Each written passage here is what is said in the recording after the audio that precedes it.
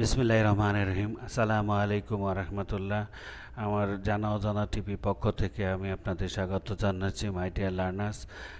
আজকে আপনাদের সামনে নতুন একটা বিষয় নিয়ে উপস্থিত হয়েছি, আর সেটা হলো কম্পিউটারের বেসিক কম্পিউটার। অর্থাৎ কম্পিউটার বিষয় জানতে হলে যে বিষয়গুলো আমাদের অবশ্যই জানতে হবে, আজকে সেই বিষয়গুলি নিয়ে আপনাদের সামনে উপস্থিত হয়েছি। আমি মোহাম্মদ আলামিন মিয়া, করিমগঞ্জ সরকারি পাইলট উচ্চ বিদ্যালয়, করিমগঞ্জ, কিশোরগঞ্জ। আজকে আমরা সব মাই ডিয়ার লার্নার্স, আমরা দেখতে পাচ্ছি একটা ছবি। তার মানে এখানে একটা কম্পিউটার দেখানো হচ্ছে, সব মিলে একটা কম্পিউটার। তাহলে আমরা বুঝতে পারছি যে কম্পিউটার কোনো একক কোনো যন্ত্র নয়, অনেক যন্ত্রের সমন্বয়ে গঠিত একটা কম্পিউটার। তো চলেন আজকে আমরা কম্পিউটার কী সেটা সম্পর্কে জানি। কম্পিউটার বলতে কী বোঝায়? কম্পিউটার একটি ইলেকট্রনিক যন্ত্র। গ্রিক শব্দ কম্পুট থেকে কম্পিউটার শব্দের উৎপত্তি। কম্পুট শব্দের অর্থ হলো গণনা করা, অর্থাৎ যে যন্ত্রের সাহায্যে গণনা করা যায় তাকে কম্পিউটার বলে। তবে সার্বিক দিক থেকে কম্পিউটার শুধু গণনাকারী যন্ত্র হিসেবে সীমাবদ্ধ নয়। কম্পিউটার হলো কোনো সমস্যার সমাধানের জন্য সারিবদ্ধ সুশৃঙ্খল নির্দেশ বা প্রোগ্রাম নিয়ন্ত্রিত একটি যন্ত্র। প্রোগ্রামে দেওয়া নির্দেশ অনুসারে কম্পিউটার কোনো সমস্যার সমাধান অত্যন্ত দ্রুত গতিতে ও নির্ভুলভাবে সম্পন্ন করে। তার মানে আমরা কি বুঝতে পারলাম? কম্পিউটার হলো একটা ডিজিটাল ইলেকট্রনিক ডিভাইস। অনেকগুলি ডিভাইস একসাথে মিলে একটা কম্পিউটার হয়, যা একটা প্রোগ্রাম নিয়ন্ত্রিত ডিজিটাল ইলেকট্রনিক ডিভাইস। প্রোগ্রামের দেওয়া নির্দেশ অনুসারে কম্পিউটার কাজ করে। তাহলে কম্পিউটার শ্রেণী বিভাগটা, কম্পিউটার মূলত 3 ভাগে ভাগ করা হয়। এক নাম্বার হলো অ্যানালগ কম্পিউটার। এই কম্পিউটার কাজ করে পরিমাপন পদ্ধতিতে, অর্থাৎ যেখানে চাপ গতি পরিমাপ করা হয় সেখানে এই অ্যানালগ কম্পিউটার ব্যবহৃত হয়। আর ডিজিটাল কম্পিউটার, এই কম্পিউটার কাজ করে প্রতীকী সংখ্যার মাধ্যমে, প্রাপ্ত ইনস্ট্রাকশনের মাধ্যমে। আমি পূর্বে বলেছি যে ইনস্ট্রাকশন না দিলে কম্পিউটার কোনো কাজ করে না। ডিজিটাল শব্দটি আসছে কিন্তু ডিজিট থেকে, ডিজিট মানে সংখ্যা। তাহলে প্রতীকী সংখ্যা হলো, কম্পিউটার মূলত কিছুই বোঝে না, নির্ভূত একটা যন্ত্র। কম্পিউটার বুঝে দুইটি সংখ্যা, একটা হলো 0, একটা হলো 1। 0 থেকে অফ, অর্থাৎ বিদ্যুৎ নাই, আর অন্তে হলো 1, বিদ্যুৎ আছে। এই দুইটা বাকি কাজ করে প্রোগ্রামের মাধ্যমে। হাইব্রিড কম্পিউটার, ইহা মূলত ডিজিটাল ও অ্যানালগ কম্পিউটার কাজের প্রক্রিয়ার সাথে সমন্বয় করে তৈরি। অর্থাৎ পুরাতন কোনো ভার্সন আর নতুন কোনো ভার্সন দুইটা একসাথে মিলে আরেকটা প্রজাতির সৃষ্টি হয়, যাকে বলে হাইব্রিড। যে কোনো ক্ষেত্রে হাইব্রিড বলে, যন্ত্রের ক্ষেত্রে হাইব্রিড যন্ত্র, কম্পিউটার ক্ষেত্রে হাইব্রিড কম্পিউটার, ফসলের ক্ষেত্রে হাইব্রিড ধান, হাইব্রিড মূলা ইত্যাদি। অর্থাৎ হাইব্রিড কম্পিউটার একটি উচ্চ ক্ষমতা সম্পন্ন একটি কম্পিউটার। আমরা দেখতে পাচ্ছি এখানে একটা অ্যানালগ কম্পিউটার ছবি দেওয়া আছে, আরেকটা দেওয়া আছে ডিজিটাল কম্পিউটার। আমরা যা ব্যবহার করি সাধারণত সবই ডিজিটাল কম্পিউটার। এখানে দেওয়া আছে হাইব্রিড একটি কম্পিউটার, যেখানে গবেষণা কাজে যেটা ব্যবহৃত হয়। আজকের যে কম্পিউটার আমরা দেখতে পাচ্ছি, আমরা ব্যবহার করছি, এই কম্পিউটার একদিনে হয়ে ওঠেনি। যুগের পর যুগ, মনীষী জ্ঞানীগুণীরা কী করছে, এটার পেছনে শ্রম দিয়ে আজকের পর্যায়ে দাঁড় করিয়েছে। কম্পিউটার প্রজন্ম 5টা। কম্পিউটার প্রজন্ম 5টা। প্রথম প্রজন্মকে ধরা হয় 1946 সাল থেকে 1959 সাল পর্যন্ত। তখন একটা কম্পিউটার উচ্চতা ছিল, আয়তন ছিল 20 ফুট বাই 40 ফুট, ওজন ছিল 30 টন, ওজন ছিল 30 টন। ওইখানে যে হার্ড ডিস্কটা ব্যবহার করছিল, সেটা হার্ড ডিস্কটা ছিল একটা বড় ফ্রিজের মতন। তাইলে এখানে ব্যবহার করতো বেকম টিউব, আলোর জন্য ব্যবহার করতো বেকম টিউবলাইট। একটা কম্পিউটার 10,000 করে বেকম টিউবলাইট ব্যবহার করতো এই প্রথম প্রজন্মের কম্পিউটার। কিন্তু কাজের গতি ছিল কম, মিনিটে 200-300 যোগ বিয়োগ করতে পারতো শুধু। আর দ্বিতীয় প্রজন্মের কম্পিউটার 1959 সাল থেকে 1965 সাল পর্যন্ত, এই প্রজন্মটাকে দ্বিতীয় প্রজন্ম কম্পিউটার বলা হয়। দ্বিতীয় প্রজন্মের কম্পিউটারে ব্যবহার হতো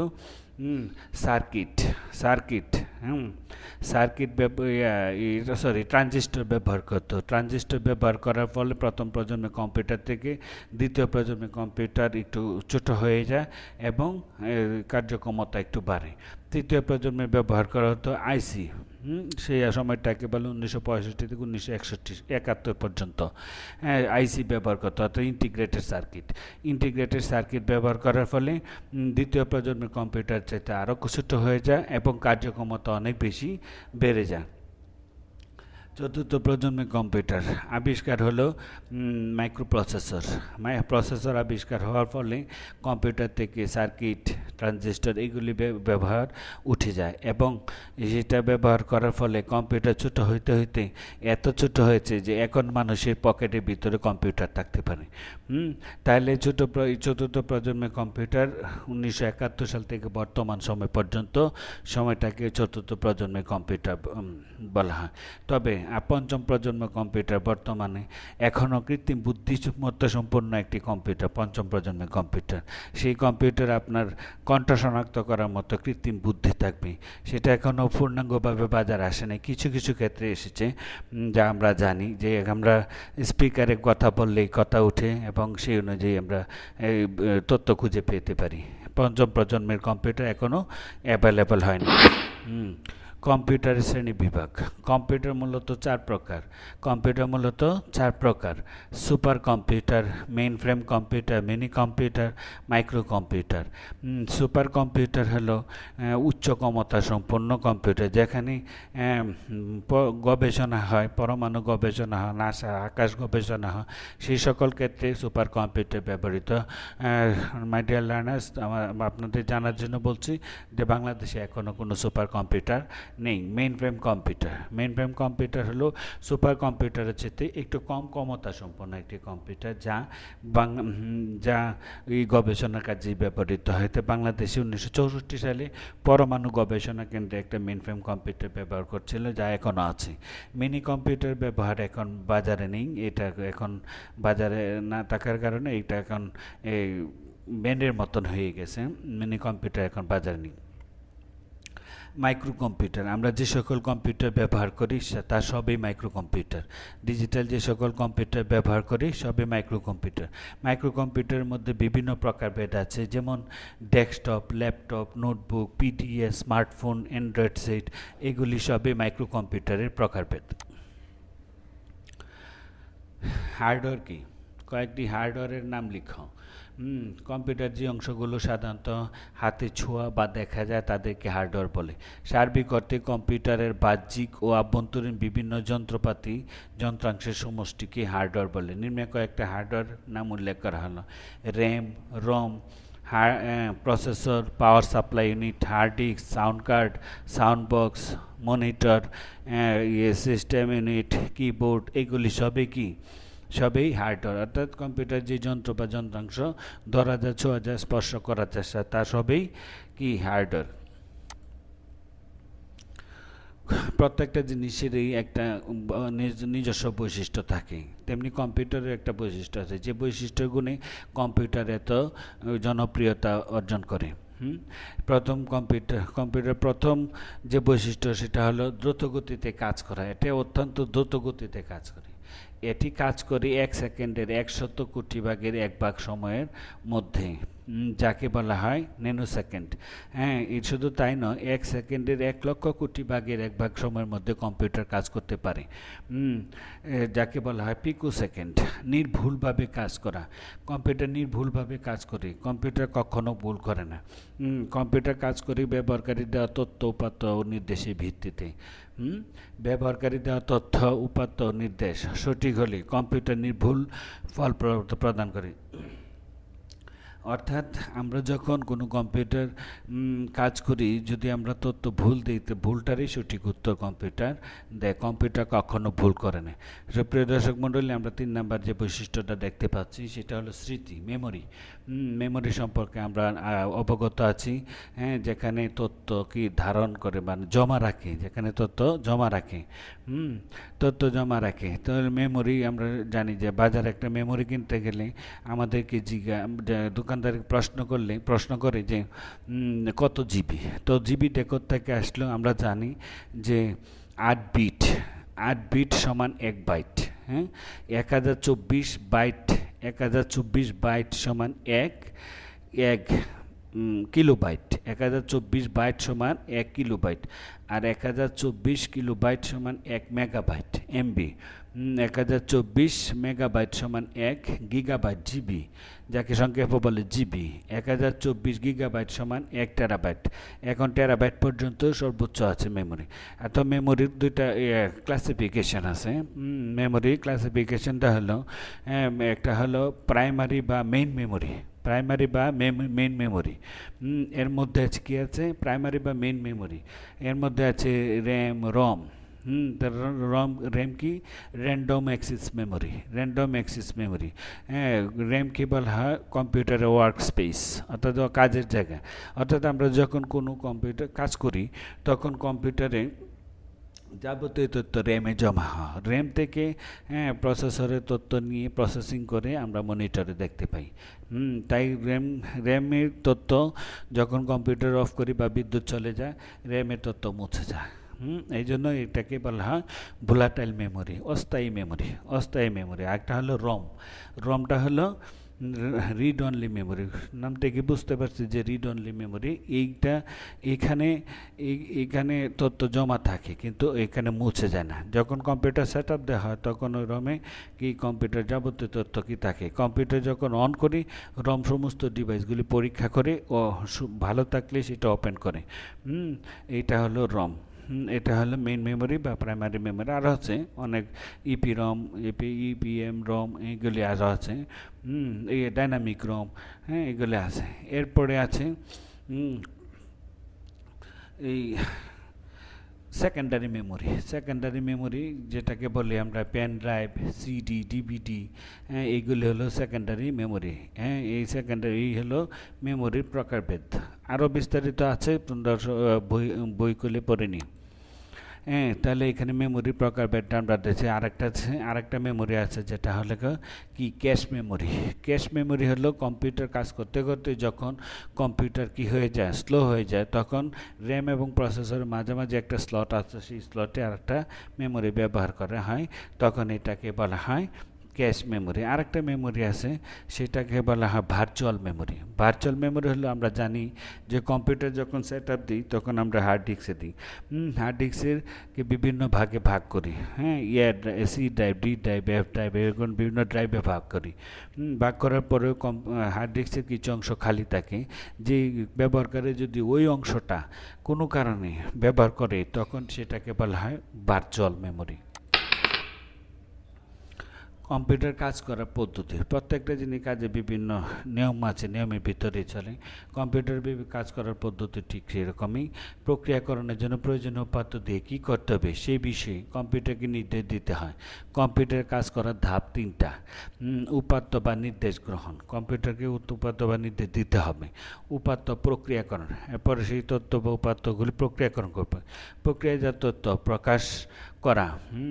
এরপরে দেখো, অর্থাৎ কম্পিউটার ইনপুট দিতে হবে।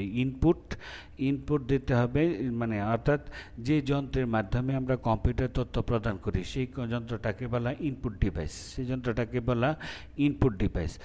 কোথায় দিতে হবে, কেন্দ্রীয় প্রক্রিয়াকরণ ইউনিট। আমরা জানি একটা বক্সের মতন একটা তাকে যাকে বলে সিস্টেম ইউনিট, পুরাটাকে বলা হয় সিস্টেম ইউনিট। আমরা অনেকে এটাকে সিপিও বলি। সিপিও মানে central processing unit. Central processing ইউনিটে 3টা ভাগ আছে। সেন্ট্রাল প্রসেসিং ইউনিটে 3টা ভাগ আছে। একটা ভাগ হলো সিইউ, সিইউ মানে কন্ট্রোল ইউনিট, কন্ট্রোল ইউনিট। আরেকটা হলো ALU, arithmetic and logic unit. আরেকটা হলো মেমোরি। আর আউটপুট ডিভাইস, অর্থাৎ যে যন্ত্রের মাধ্যমে আমরা ফলাফল পাই সেই যন্ত্রগুলোকে বলা হয় আউটপুট ডিভাইস, সেই যন্ত্রগুলোকে বলা হয় আউটপুট ডিভাইস। তাহলে কম্পিউটার কাজ করার পদ্ধতিটি কি, আমরা প্রথমে দেখতে পাচ্ছি ইনপুট, তথ্য ইনপুট করতে হবে, পরে প্রসেসিং, পরে আউটপুট। ইনপুট, স্টোরেজ, প্রসেসিং করে তথ্যগুলি জমা থাকে কোথায়, মেমোরিতে। এবার output unit, control unit, AL unit. হ্যাঁ, স্টোরেজ মানেই তো মেমোরি। হ্যাঁ, কন্ট্রোল ইউনিট সিইউ আর ALU, arithmetic and logic unit. Computer input ডিভাইসের নাম, keyboard, one of them best input device, the name is keyboard. Keyboard হলো সবচেয়ে বড় ইনপুট ডিভাইস। টাচ স্ক্রিন, আমরা মোবাইলে জানি যে টাচ করলেই কি হয়, এটা ইনপুট, টাচের মাধ্যমে ইনপুট করা হয়। গ্রাফিক্স ট্যাবলেট, গ্রাফিক্সে কাজ করলে এটা ব্যবহার করা হয়। মাউস, আমরা জানি ইঁদুরের মতো দেখতে, যেটাকে বলা হয় মাউস, মাউসও একটি input device. Scanner, digital scanner machine তো আমরা জানি ডিজিটাল অনুলিপি তৈরি করার জন্য, একটা সফট কপি তৈরি করার জন্য স্ক্যানার মেশিন ব্যবহার করা হয়। ভিডিও ক্যাপচার, ভিডিও গ্রাফিক্সের কাজ যারা করে তারা এটা ব্যবহার করে। ডিজিটাল ক্যামেরা, ক্যামেরাও একটা কি ইনপুট ডিভাইস। ক্যামকর্ডার, ওয়েব ক্যাম, এটাকেও একটা ইনপুট ডিভাইস। মাইক্রোফোন, এটাও একটা ইনপুট ডিভাইস। তা আমরা দেখতে পাচ্ছি যে এখানে কি একটা পেন ড্রাইভ, এটা একটা ইনপুট ডিভাইস। হ্যাঁ, জয়স্টিক যা দিয়ে গেমস খেলে, কিবোর্ড, মাউস, হ্যাঁ, এই ওয়েব ক্যাম, মাইক্রোফোন, মাউস, এগুলি হলো কি ইনপুট ডিভাইস। এগুলো হলো ইনপুট। হ্যাঁ, মাই ডিয়ার লার্নার্স, আমরা এখানে একটা ডায়াগ্রাম দেখতে পাচ্ছি, block diagram of the computer system, সিস্টেমের ব্লক ডায়াগ্রাম। ইনপুট ডিভাইস দিয়ে ইনপুট দিয়ে প্রসেসরে প্রসেসিং করে, মেমোরিতে জমা রাখে, আবার সেটা ব্যাকিং স্টোরেজ ডিভাইসে সেখানে জমা রাখে, এবং তারপর আমরা আউটপুট দিই। এটাও একটা কি block diagram of computer. ALU, CU, memory, অর্থাৎ এইটা হলো সিস্টেম ইউনিট, এটাকে বলা হয় সিস্টেম ইউনিট। সিস্টেম ইউনিটের ভিতরে যে অংশটা থাকে এটাকে বলা হয় এই CPU, এটাকে বলা হয় CPU। এই যে আমরা যে দেখতে পাচ্ছি এখানে একটা মনিটর, এখানে একটা projector, headphone, printer, sound box, এগুলি হলো কি আউটপুট ডিভাইস, এগুলো হলো আউটপুট ডিভাইস। হার্ডওয়্যার, অর্থাৎ কম্পিউটার যত যন্ত্রপাতি আছে সবগুলি একটা, প্রত্যেকটা এক একটা হার্ডওয়্যার, প্রত্যেকটা কি এক একটা হার্ডওয়্যার। তাহলে relationship between hardware and software, hardware এবং সফটওয়্যারের মধ্যে রিলেশন কি? আমরা জানি যে হার্ডওয়্যার যদি না থাকে তাহলে সফটওয়্যার থাকবে না, সফটওয়্যার যদি না থাকে হার্ডওয়্যার অচল। তাহলে এদের মধ্যে সম্পর্ক অত্যন্ত জোরালো। ইউজার মানে হিউম্যান, হ্যাঁ, হিউম্যান মানুষ। এই অ্যাপ্লিকেশান আবেদন করবো অপারেটিং সিস্টেমে, কোথাও অপারেটিং সিস্টেমে, পরে এইগুলি যাবে কোথায়, হার্ডওয়্যারে। এইগুলি হলো, তাহলে কম্পিউটারের হার্ডওয়্যার এবং সফটওয়্যারের রিলেশনশিপ অত্যন্ত খুবই একজন ছাড়া একটা অচল। তাহলে আমরা সফটওয়্যার, তখন হার্ডওয়্যার সম্পর্কে জানলাম, সফটওয়্যার সম্পর্কে জানবো। আমরা জানি সফটওয়্যারকে দুই ভাগে ভাগ করা হয়। একটা হলো pre written software, pre written সফটওয়্যারকে দুই ভাগে ভাগ করা হয়। একটা হলো সিস্টেম সফটওয়্যার অথবা অপারেটিং সফটওয়্যার, সিস্টেম সফটওয়্যার অথবা অপারেটিং সফটওয়্যার। আর একটা হলো কি অ্যাপ্লিকেশন সফটওয়্যার, একটা হলো অ্যাপ্লিকেশন সফটওয়্যার। তো সিস্টেম সফটওয়্যার বা অপারেটিং সফটওয়্যার এটা কি? সিস্টেম সফটওয়্যার হলো কম্পিউটার যখন সেট আপ দেওয়া হয় তখন আমরা একটা সফটওয়্যার দিই, যে সফটওয়্যার না হইলে অন্য কোনো অ্যাপ্লিকেশন সফটওয়্যার এখানে কাজ করবে না। অর্থাৎ কম্পিউটারের মূল সফটওয়্যার যেটা, সেটাকেই বলা হয় সিস্টেম সফটওয়্যার বা অপারেটিং সফটওয়্যার। যখন আমরা কোনো কম্পিউটার সেট আপ দিতে যাই তখন দোকানদার আপনাকে প্রশ্ন করবে যে আপনাকে কি ধরনের এই উইন্ডোজ দেব, উইন্ডোজটা কি? আগে আমরা জানি যে এই উইন্ডোজের হলো চিত্রভিত্তিক একটা অপারেটিং সফটওয়্যার। এর পূর্বে ছিল লিনাক্স, ইউনিক্স, ডস, এগুলো হলো বর্ণভিত্তিক অপারেটিং সিস্টেম। এটা হলো লিখে লিখে ডস, লিনাক্স, ইউনিক্সে এই প্রোগ্রামে কাজ করতে হতো। এক কম্পিউটার স্পেশাল এক্সপার্ট ছাড়া ওই ডস অপারেটিং সিস্টেম বা লিনাক্স অপারেটিং সিস্টেমে কাজ করতে পারতো না। উইন্ডোজ ভিত্তিক অপারেটিং সিস্টেম আবিষ্কার হওয়ার ফলে কম্পিউটার এত জনপ্রিয়তা পেয়েছে। অর্থাৎ কারণ আমরা ছবি দেখে ক্লিক করে আমরা কি করতে পারি, কাজ করতে পারি। তাহলে কম্পিউটার মেইন যে সফটওয়্যার সেটাই হলো অপারেটিং সফটওয়্যার বা সিস্টেম সফটওয়্যার। আর একটা হলো অ্যাপ্লিকেশন সফটওয়্যার। অপারেটিং সফটওয়্যার বা সিস্টেম সফটওয়্যার দেওয়ার পর আপনাকে তাহলে উইন্ডোজ সফটওয়্যারটা যখন আপনি সেট আপ দেবেন তখন আপনাকে জিজ্ঞেস করবে উইন্ডোজ কত দেব। অর্থাৎ আমরা কম্পিউটারে যখন কাজ করি, বিভিন্ন উইন্ডোজে কাজ করি, যেমন Windows 95, Windows 98, Windows 2000, Windows 2003, Windows XP, Windows 2008, Windows 2007, Windows 2010, Windows 2013, 13, Windows 2016, Windows 2019 হলো লেটেস্ট। এই হলো উইন্ডোজ। তাহলে আমরা এটা বলতে পারবো যে আমাদের উইন্ডোজ 10 মতো উইন্ডোজ 7 বা উইন্ডোজ 13, উইন্ডোজ 19 দেন। এরপরে অ্যাপ্লিকেশন সফটওয়্যার অন্য যত সফটওয়্যার আছে উইন্ডোজ দেওয়ার পরে অন্য যত সফটওয়্যার আছে সব সফটওয়্যারে কি অ্যাপ্লিকেশন সফটওয়্যারের মধ্যে আমরা এমএস অফিস সফটওয়্যার উইন্ডোজ দেওয়ার পরে দোকানদার আপনাকে দিকে অফিস কত দেবে, অফিসও same office 95, office 98, office 2000, office 2007, 2008, office XP, office 19, office 16, এইগুলি হলো ওই কি মাইক্রোসফট অফিস, যা দিয়ে আমরা লেখালেখির কাজ করি, পাওয়ার পয়েন্টের কাজ করি। কাস্টমাইজ সফটওয়্যারটা কি?